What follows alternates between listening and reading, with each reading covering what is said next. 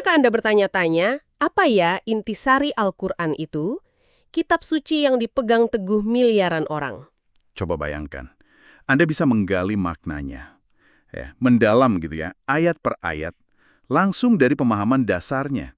Ini bukan sekedar informasi loh, tapi sebuah potensi transformasi cara pandang Anda. Iya, betul. Jadi jangan lewatkan kesempatan ini ya. Mari kita mulai perjalanan ini bersama. Mungkin bisa cek deskripsi juga untuk panduan awalnya. Assalamualaikum warahmatullahi wabarakatuh. Selamat datang kembali di penelusuran mendalam kita. Senang sekali Anda bergabung bersama kami hari ini ya. Saya Dwi. Dan saya Adi.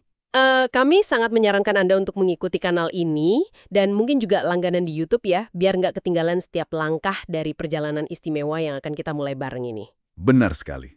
Kita akan memulai sebuah penjelajahan lengkap Al-Quran. Bab demi bab.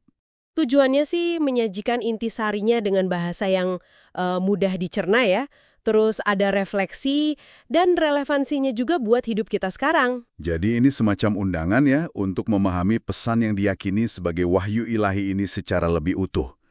Jangan lupa cek deskripsi pembahasan ini untuk lihat sorotan utamanya. Semoga penelusuran kita kali ini membawa pencerahan ya.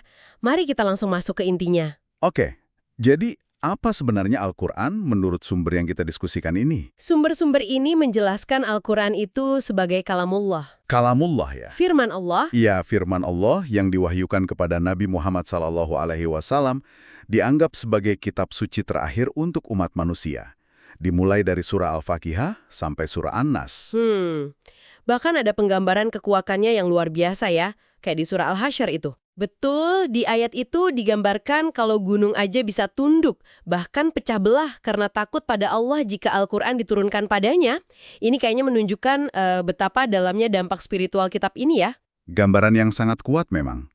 Nah, yang menarik juga, wahyu ini kan nggak turun sekaligus ya?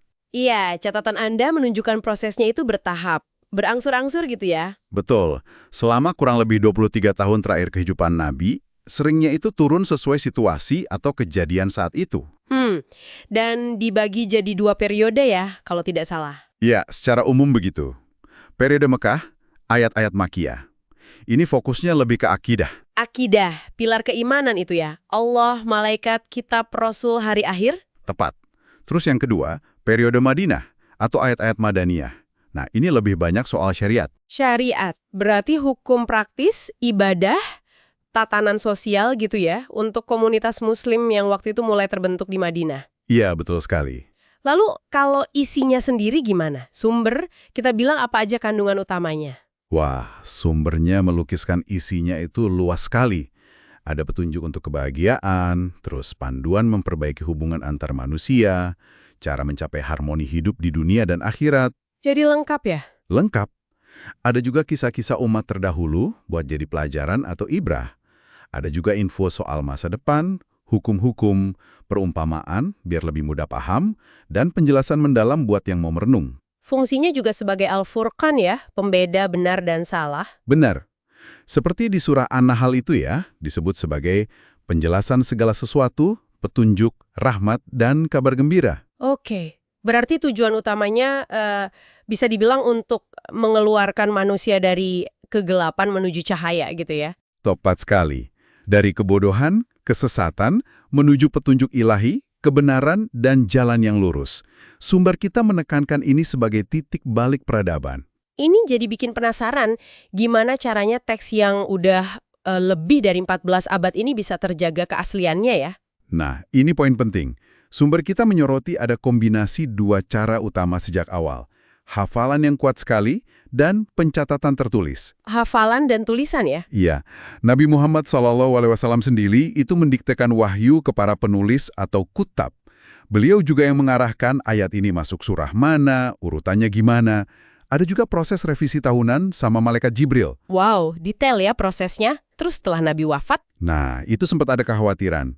Terutama pas banyak penghafal gugur syahid di pertempuran. Ah ya. Makanya Khalifah Abu Bakar berinisiatif mengumpulkan semua catatan tertulis dan hafalan jadi satu naskah induk, namanya Mushaf. Mushaf lembaran yang terkumpul artinya ya? Betul. Upaya ini lanjut lagi di zaman Khalifah Utsman bin Affan. Kenapa dilanjutkan lagi? Karena Islam sudah menyebar luas, nah mulai muncul variasi cara baca di berbagai daerah. Jadi Khalifah Utsman membentuk tim lagi untuk standarisasi. Standarisasi berdasarkan Mushaf Abu Bakar tadi? Iya, acuannya Mushaf Abu Bakar. Salinan standar ini yang kemudian dikirim ke pusat-pusat wilayah Islam. Jadi rujukan tunggal sampai sekarang untuk menjaga kemurnian teksnya. Jadi prosesnya sangat historis dan terdokumentasi ya? Sangat. Sumber kita juga menekankan beberapa keunikan Al-Quran dibanding kitab suci lain. Oh iya, apa aja tuh? Pertama, keyakinan bahwa teks asli bahasa Arabnya itu terjaga utuh. Persis seperti saat diwahyukan, bukan sekedar terjemahan. Menarik. Tambah lagi, otentisitas proses pengumpulan dan penyebarannya yang tercatat detail dalam sejarah.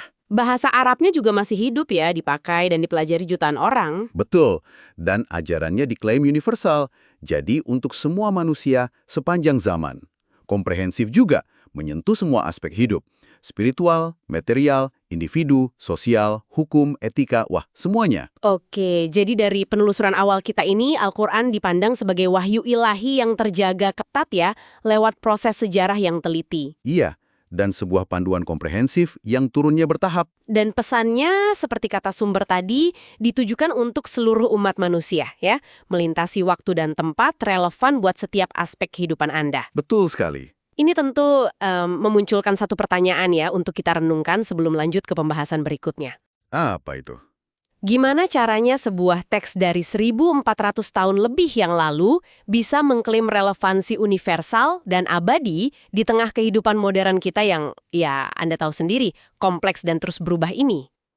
Pertanyaan yang bagus untuk direnungkan itu. Nah, coba Anda pikirkan itu. Sampai jumpa di penelusuran kita selanjutnya ya, saat kita akan mulai menyelami bab demi bab. Terima kasih sudah menyimak.